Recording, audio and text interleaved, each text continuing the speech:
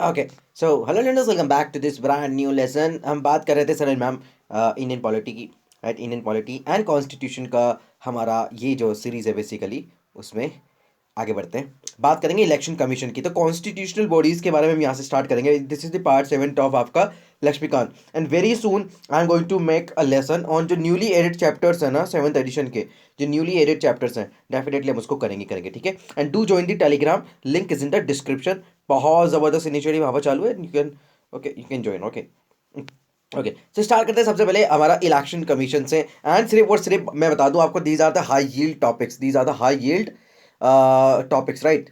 तो यहीं से क्वेश्चन आएंगे आएंगे तो, नहीं तो फिर कहीं से भी आ सकते हैं। So you have to be absolutely focused when हम ये डिस्कस करते हैं, ठीक है सर मैम। इलेक्शन कमीशन बहुत क्वेश्चन यहाँ से देखे गए नहीं देखे गए, बिल्कुल बिल्कुल, है ना। बात करते हैं तो definitely it's a permanent and एक इंडिपेंडेंट बॉडी है, जिसको कॉन्स्टिट्यूशन ने डायरेक्टली क्या किया है, टू इंश्योर कि भाई फ्री एंड फेयर इलेक्शन हो कंट्री के अंदर। तो एक बॉडी होनी चाहिए उसके लिए। तो आर्टिकल 324 के अंदर कॉन्स्टिट्यूशन में इसका सुपरिटेंडेंट, डायरेक्शन, कंट्रोल वगैरह सबके बारे में लिखा गया है। किसको दिया गया है? पार्लियामेंट को, स्टेट लेजिस्लेचर को, ऑफ मतलब सॉरी, जो इलेक्शंस होते हैं, पार्लियामेंट, स्टेट लेजिस्लेचर्स, प्रेसिडेंट के इलेक्शन और वाइस प्रेसिडेंट के इलेक्शन किसके पास होंगे? Election commission of sir ma'am India, ठीक है। अब मैं ऐसा इंडिया क्यों लिख रहा हूँ? बिकॉज स्टेट के इलेक्शन कमीशन भी होते हैं, भी हम उसको देखेंगे। तो इट्स ऑल इंडिया बॉडी जो कि सेंट्रल और स्टेट गवर्नमेंट्स की इलेक्शन कराती है, समझ गए आप। अब बात करेंगे मुझसे जब पंचायत एंड म्यूनिसिपैलिटीज़ के देखेंगे तो उसको कौन करता है? Sir ma'am state election commission करते हैं, ठीक है। उसके बारे में हम बाद में देखेंगे। बात करते हैं आर्टिकल 324 के अंदर। तो इसमें क्या कहा गया था कि जो चीफ आपका जो इलेक्शन कमीशन होगा, उसमें एक चीफ इलेक्शन कमिश्नर होगा एंड उसी के साथ कुछ नंबर्स ऑफ इलेक्शन कमिश्नर्स होंगे, समझ गए, जो कि राष्ट्रपति बताएंगे। ये बहुत जरूरी स्टेटमेंट है, जो कि कौन बताएंगे? राष्ट्रपति टाइम टू टाइम फिक्स कर सकते हैं, राइट। ऐसा भी हुआ था पहले, ये थर्ड मेंबर 3 मेंबर बॉडी थी, फिर 1 मेंबर बनी, फिर वापस से 3 मेंबर बनी। हम उसके बारे में भी देखेंगे, यहाँ पे क्वेश्चन उससे भी बने थे, ठीक है। तो अपॉइंटमेंट कौन करता है इनका? डेफिनेटली जो किनका? Chief election commissioner and election commissioners के, तो राष्ट्रपति जी करते हैं।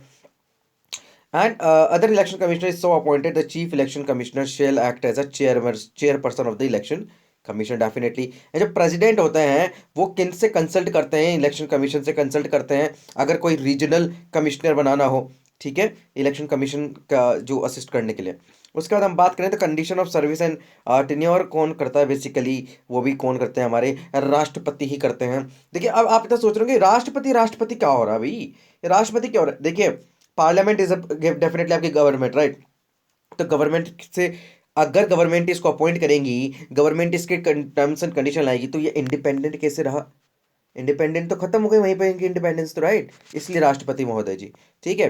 अगर हम बात करें तो 1950 से लेकर के 1989 1989 तक ये एक सिंगल मेंबर बॉडी हुआ करती थी, जिसमें सिर्फ और सिर्फ एक चीफ इलेक्शन कमिश्नर रहेंगे। लेकिन 1989 में क्या हुआ? 1989 में इसको बना करके 2 मोर इलेक्शन कमिश्नर्स ला दिए गए हैं, राइट। एंड ताकि, क्योंकि काम बढ़ गया था ना काफ़ी ज़्यादा। क्यों? क्योंकि भाई 21 से लेकर के 18 ईयर्स तक का बेसिकली जो अमेंडमेंट, कौन सा अमेंडमेंट था ये?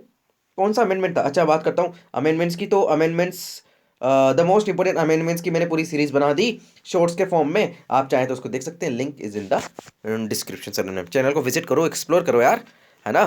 बाद में बात करते हैं। तो ये मल्टी मेंबर बॉडी बन गई, थ्री इलेक्शन कमिश्नर्स आ गए इसके अंदर, राइट। हाउएवर जो 2 पोस्ट थी इलेक्शन कमिश्नर्स की, उसको वापस से एक ही साल के अंदर अंदर उसको अबॉलिश कर दिया गया, सर एंड मैम। एंड ये वापस से आपकी 1 मेंबर बॉडी बन गई।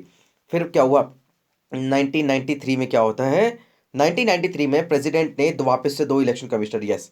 तो 89 में वापस, 89 में किए गए, 1990 में हटा दिए।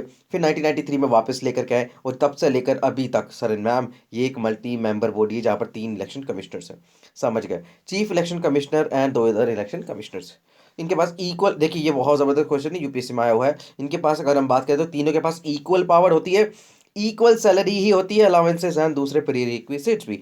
बट सर एंड मैम, अगर मैं बताऊं तो ये इक्वल टू आपके जज ऑफ द सुप्रीम कोर्ट, समझ गए। इनके अलावा different opinion among the chief election commissioner and 2 other election commissioner. जो मैटर होगा वो मेजोरिटी डिसीजन के थ्रू होगा, समझ गए, मेजोरिटी ही डेफिनेटली रहेगा।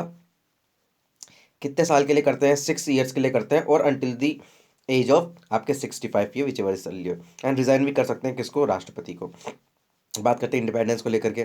तो वही सब चीज़ें यार, इस पे ध्यान मत दो यार, सब काटो इसको। तो देखिए वही आपके अपॉइंटमेंट को लेकर के, सर्विस कंडीशंस को लेकर के, वही सब चीज़ें, ठीक है। कॉन्स्टिट्यूशन की पावर्स में जो भी है, कोई क्वालिफिकेशन नहीं लिखी गई है, ना ही कॉन्स्टिट्यूशन ने ये कहा है कि कोई स्पेसिफिक नंबर ऑफ मेंबर्स होंगे। उसके अलावा ना ही कॉन्स्टिट्यूशन ने इनको डिबैर किया है फ्रॉम एनी फर्दर इलेक्शन, ठीक है। तो ये ज़रूर आप, सॉरी, अपॉइंटमेंट, ठीक है। तो आप एक ये ज़रूर याद रखना।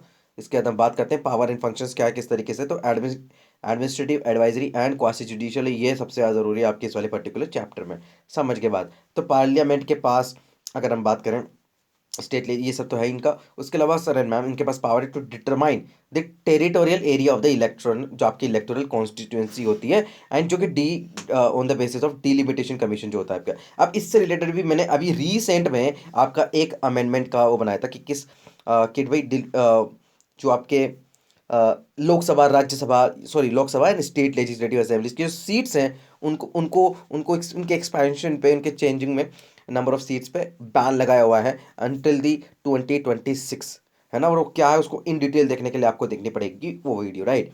बात करें to prepare and periodically revise electoral rolls, ये सब इनका काम है। उसके अलावा डेट्स एंड शेड्यूल निकालती है, नॉमिनेशन पेपर्स वगैरह इलेक्शंस की।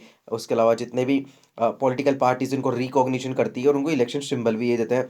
एंड ये अगर कोई डिस्प्यूट्स होता है ना पार्टीज़ के बीच में, उनके रिकॉग्निशन से रिलेटेड, तो यही ऐसा आपके कोर्ट भी वर्क करते हैं, राइट। इनके अपॉइंटमेंट की अगर हम बात करें, दे अपॉइंट दी ऑफिसर्स, जैसे आपके सुप्रीम कोर्ट करता है अपने खुद के, है ना।